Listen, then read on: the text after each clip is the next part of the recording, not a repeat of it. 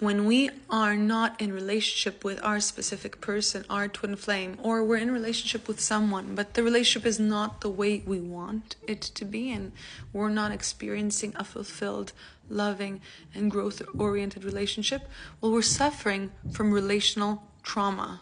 Because we're too busy talking about, how to get to the relationship we want, how to become the person that has the relationship we want. And we're not talking about something fundamental that most of the people on this earth are suffering from, whether they're in relationship or not. We're suffering from relational trauma, which means in relation to ourselves and another. And relational trauma is basically not being able to connect both hemispheres of our mind, the left and the right brain, our conscious and our subconscious, our needs are fulfilled. So there's an ask and a need, and there's a fulfillment of that need. If those two worlds cannot connect, cannot communicate, cannot negotiate, we're suffering from relational trauma. It's where two parts of ourselves are not communicating. They're disconnected. They're in opposition. They're at war. They are, ignoring one another, and they do not know how to interrelate. Basically, what trauma is wanting something and not having it, or wanting something and having its opposite.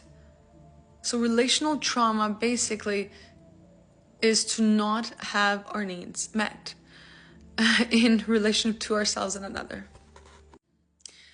And why I wanted to make this video is, it's because we are all suffering this relational trauma, and until we learn what our needs are, not the ones we think they are. So if I think I need my specific person to fill up the void, that's a perceived need. The real need is to be able to self-source.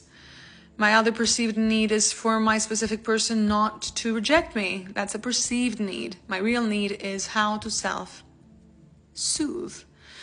So when I really aim towards my real needs, and the real needs can only be the ones that I can give myself, because I don't have control on what others can or cannot do for me.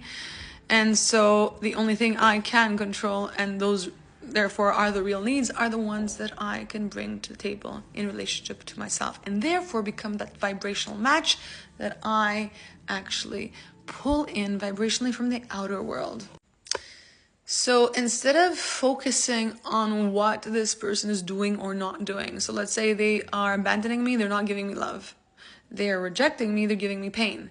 Instead of focusing like that, I can focus it this way, which is interesting. If I want to grow out through this trauma and heal this trauma, them abandoning me means I'm cultivating self-sourcing, right? I'm cultivating self-sourced love.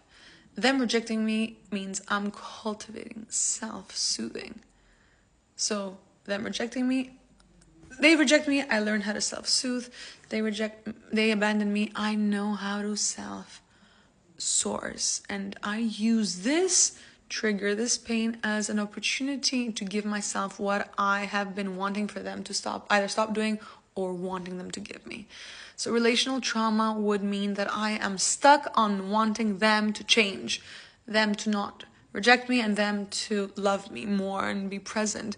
Whereas when we are shifting our dynamics slowly but surely, we're shifting from the survival, which has no outcome, it's a lose-lose, to the growth, which is cultivating an inner anchor where I give myself what I need and I grow through what hurts. And that's how we heal our relational trauma. And that doesn't mean we stay in relationships that, trigger us only to grow, As we're growing, actually, the process, as we're self-sourcing and self-soothing, and we make that our main focus, naturally, this connection is revealed to us if we're meant to come together or not. So if you're suffering from relational trauma, I want you to know that you're not the only person on this earth. Most, if not all, people suffer some sort of relational trauma. And so the ones suffering from relational trauma, such as us, are the ones that are actually wanting something more and really believing that what they've had until now is not the only thing that's available. and we're right. And so, yes, it may look like, you're stuck in this loop of, unactualized potential with your specific person, your twin flame. And if you are able to allow this stuckness to show you how you are struggling to have your needs met, and love yourself there and be with yourself and feel how it feels to, feel so in such powerlessness, or feel the feeling of shame or hurt or pain or fear, whatever comes up, if you're allowing yourself to just be there for yourself, you will see, you will experience, this is the process that is getting you out of stuckness. Stuckness means also stillness, if we're seeing it as it's, serving us. Stillness to get to understand ourselves, connect with our needs, and, and then that's the stillness before the shift. And then within the current, within the shift, then we get into action, and actions now start becoming more aligned because we've actually allowed to see that, to feel that unfulfillment. So unfulfillment on its own is not a problem. It's when we're actually making it a problem, making it something that is outward oriented.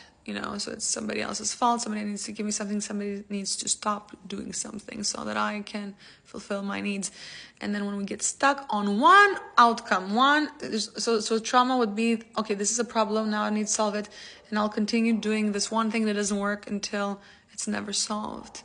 This is trauma. Not seeing that what I'm doing is not fulfilling my needs and that I'm able to do this.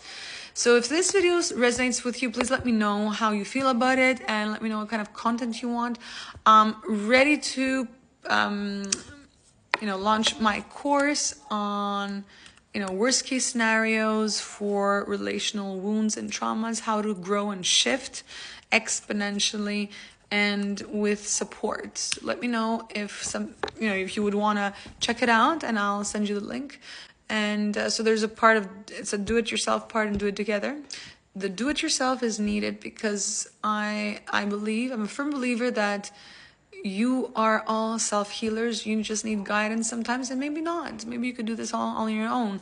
I know that I need support. I love it. I think it's very nurturing. And sometimes I also need myself to also become that supporter. I don't always want other people to support me in this journey. So that's why I have two sections. One is do it yourself, which is for everyone, because we need to open up the inner guru, the inner healer, the inner teacher. And the other one is do it together, where I trigger you where you're not wanting to go, so you can grow, and so you don't keep that fear stuck in the subconscious and then project it on the outer world as reality with your specific person and twin flame. We go and trigger the worst case scenarios, the fears, so that you could meet yourself in fear. Meet yourself with presence in the worst case scenario, because that's how we shift the past for a different future through the now.